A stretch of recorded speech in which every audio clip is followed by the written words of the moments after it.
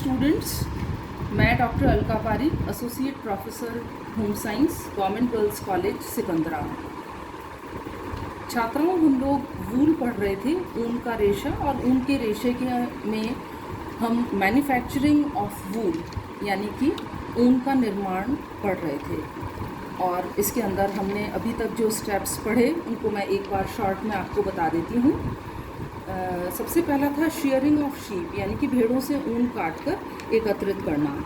दूसरा प्रोसेस था छटाई और श्रेणीकरण।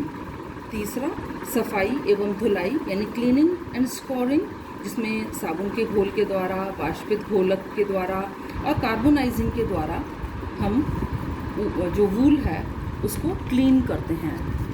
और अगली प्रक्रिया होती है सुखाना यानी कि ड्राइंग।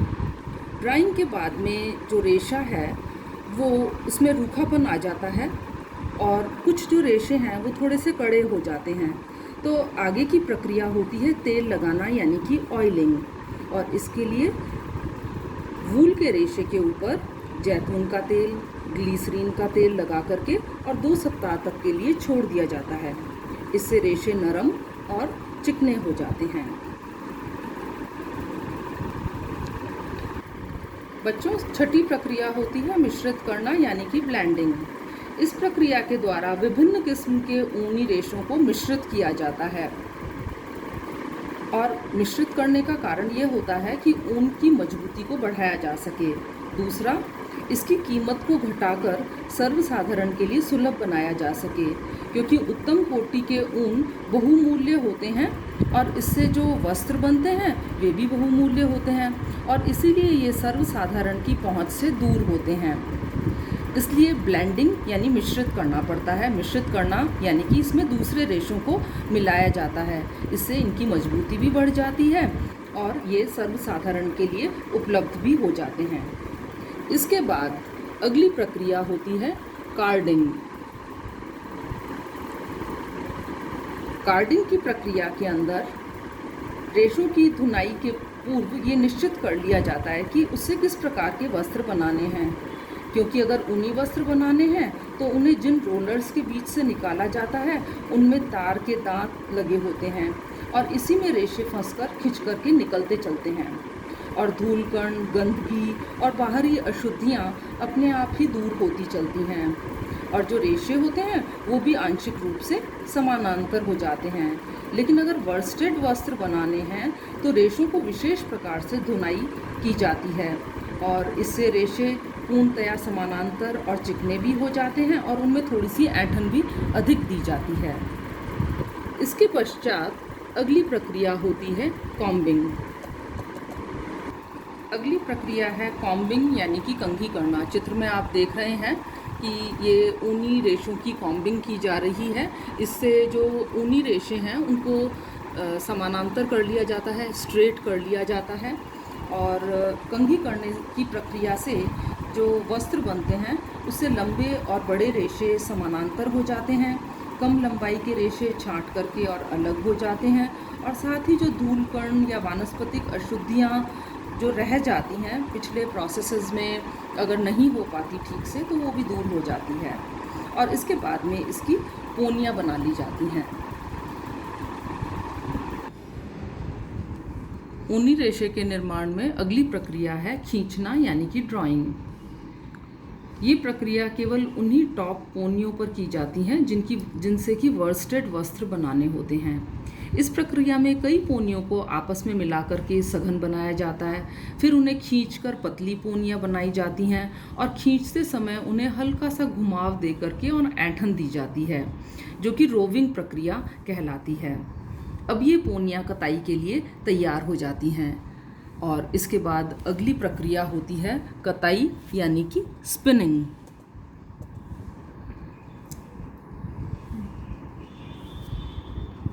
स्पिनिंग प्रक्रिया के अंदर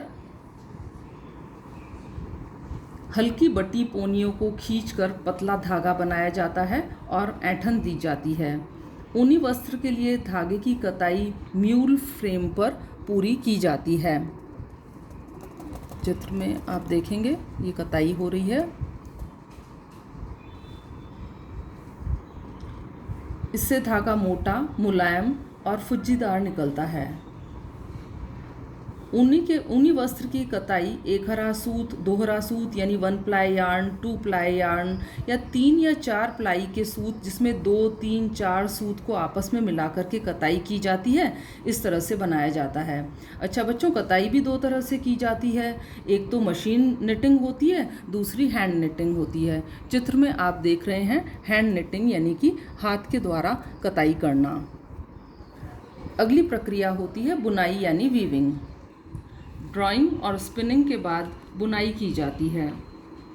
कते हुए ऊन से बुनाई की जाती है और ऊनी वस्त्र को सादी या ट्विल बुनाई, याद रखिए सादी बुनाई या फिर ट्विल बुनाई से तैयार किया जाता है।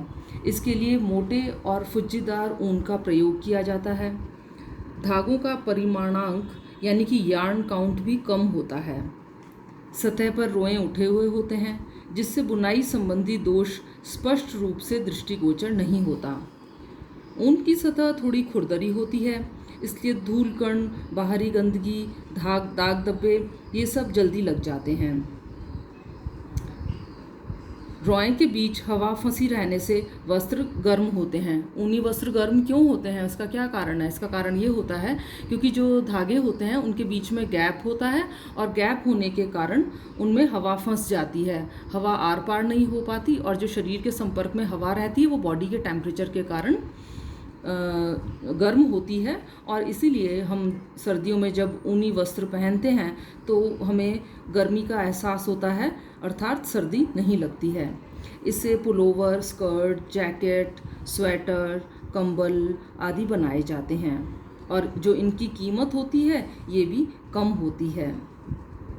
लेकिन जो वर्स्टेड वस्त्र होते हैं उनमें ट्विल वीव का प्रयोग किया जाता है और जो ट्विल वीव होती है इसकी बुनाई सघन होती है। इनसे आकर्षक डिज़ाइन भी बनाए जा सकते हैं। इनके धागे थोड़े पतले, चिकने, महीन, गोलाकार और कड़े होते हैं। इन धागों का परिमाणांक यानी कि यार्न काउंट भी अधिक होता है। ट्विल बुनाई और सतह चिकनी होने के कारण बुनाई और रचना संबंधी दोष स्पष्ट रूप से दृष्टिगोचर होते हैं, लेकिन ये वस्त्र जल्दी गंदे नहीं होते। इनमें शिकन प्रतिरोधक क्षमता भी अधिक होती है और ये मजबूत और टिकाऊ होते हैं और इनसे coat, overcoat, shirting, suiting, jacket आदि बनाए जाते हैं।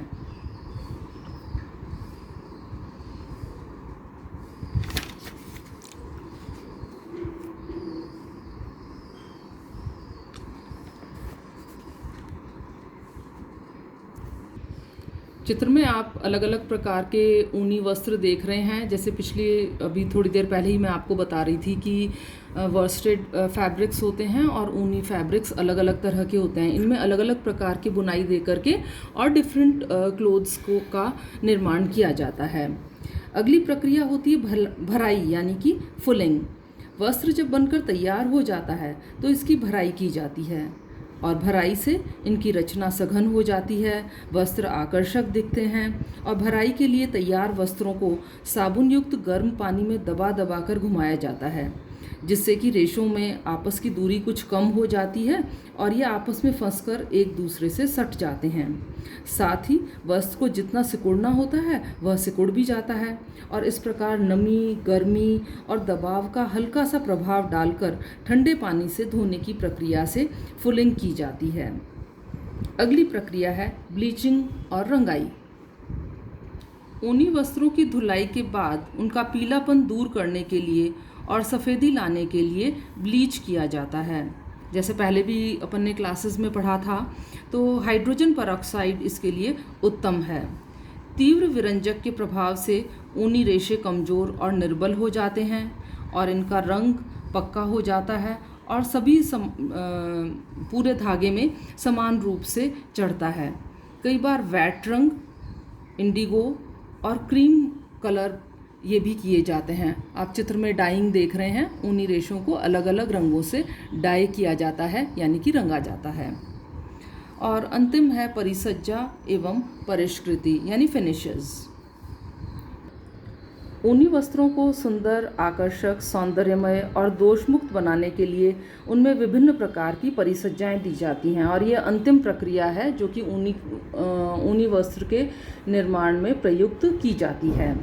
इसके अंतर्गत निकले हुए रेशों और गांठों को काटा जाता है, सतह को चिकना बना दिया जाता है और इसके लिए भाप देना, झुलसाना जैसी प्रक्रियाएं की जाती हैं।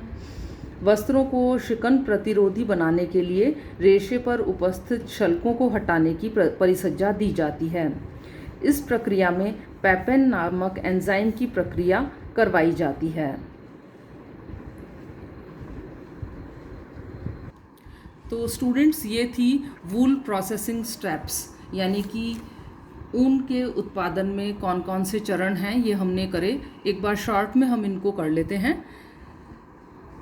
पहली प्रक्रिया थी भेड़ों से ऊन को काट करके अलग करना, जिसे कि शेयरिंग ऑफ शीप कहते हैं। ये भी दो तरह से किया जाता है, हाथ के द्वारा और मशीन के द्वारा। दूसरा था छटाई और श्रेणीकरण, यानी कि सॉर्टिंग एंड ग्रेडिंग। और इसके बाद में था सफाई एवं धुलाई, ये सॉर्टिंग हो गई, है ना। इसके बाद में था सफाई और धुलाई, और इसमें भी 3 प्रक्रियाएं होती हैं, साबुन का घोल, वाष्पित घोलक और कार्बोनाइजिंग के द्वारा। इसके बाद चौथी प्रक्रिया थी सुखाना, 5वीं में तेल लगाना, 6ठी में मिश्रित करना, जिसमें हम दूसरे रेशों को ऊन के रेशे के साथ मिलाते हैं। 7वीं थी धुनाई, यानी कि कार्डिंग। 8वीं कंघी करना, यानी कि कॉम्बिंग, जिससे कि जो भी रेशे हैं ये समानांतर हो जाते हैं और छोटे रेशे अलग हो जाते हैं। उसके बाद 9वीं प्रक्रिया थी खींचना, यानी कि ड्राइंग। 10वीं कताई करना, यानी कि स्पिनिंग। इसे भी हाथ के द्वारा और मशीन के द्वारा दोनों तरह से किया जाता है, और इससे 1 प्लाई यार्न भी बनाए जा सकते हैं, 2 प्लाई यार्न भी बनाए जाते हैं। अलग अलग प्रकार से स्पिनिंग की जाती है। उसके बाद आती है बुनाई, यानी कि वीविंग। उसके बाद भराई, यानी फुलिंग। और 13वीं है और 14वीं हैं ब्लीचिंग एंड डाइंग, ब्लीचिंग और रंगाई। ऊन के वस्त्र को सुंदर दिखने के लिए रंगा जाता है। और अंतिम है परिसज्जा एवं परिष्कृति, यानी कि फिनिशेस। तो ये थी ऊनी वस्त्र के निर्माण की विभिन्न प्रक्रियाएं और विभिन्न चरण। आप इन्हें अच्छे से पढ़िए, और कोई भी आपका प्रश्न है तो आप व्हाट्सएप ग्रुप पे या फ़ोन करके और पूछ सकते हैं। और अगर आपको मेरा वीडियो अच्छा लगे तो इसे लाइक और शेयर ज़रूर करें। Thank you.